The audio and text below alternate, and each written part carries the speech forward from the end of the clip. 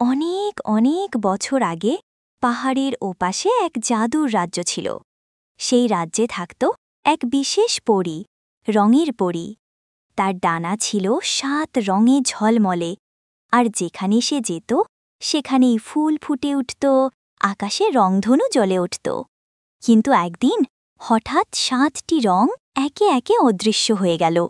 পরীর ডানা হয়ে গেল ফ্যাকাশে সাদা। পরী দুঃখে ভেঙে পড়ল। সে বুঝতে পারল রঙগুলো হারিয়ে গেছে মানুষের লোভ, হিংসা আর নিষ্ঠুরতার কারণে।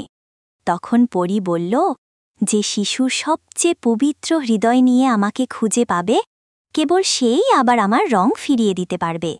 গ্রামের এক দরিদ্র মেয়ে, নাম আরিশা। সে ছোট হলেও ছিল ভীষণ দয়ালু আর সাহসী। এক রাতে জঙ্গলে গিয়ে সে দেখল শুকনো ফুলের বাগানে বসে আছে ফ্যাকাশে ডানাওয়ালা সেই পরী।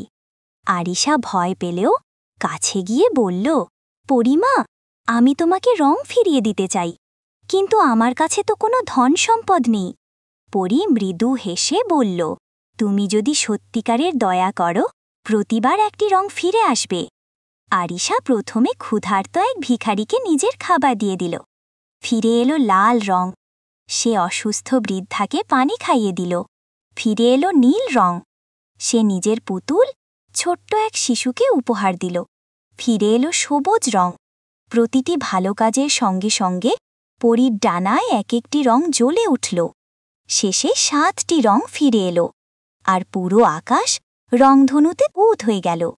পরী আনন্দে চোখে জল এনে বলল, আরিশা, তুমি প্রমাণ করেছ রং কেবল আকাশে নয়, মানুষের হৃদয়ের ভালোবাসা আর সৎকর্মে লুকিয়ে আছে। সেই দিন থেকে গ্রাম শিখল, যত দয়ালু হবে মানুষ, তত সুন্দর হবে পৃথিবী। শেষ দৃশ্যে দেখা যায় আকাশে বিশাল রংধনু। পরী উড়ে যাচ্ছে দূরে, আর শিশুরা হাসছে।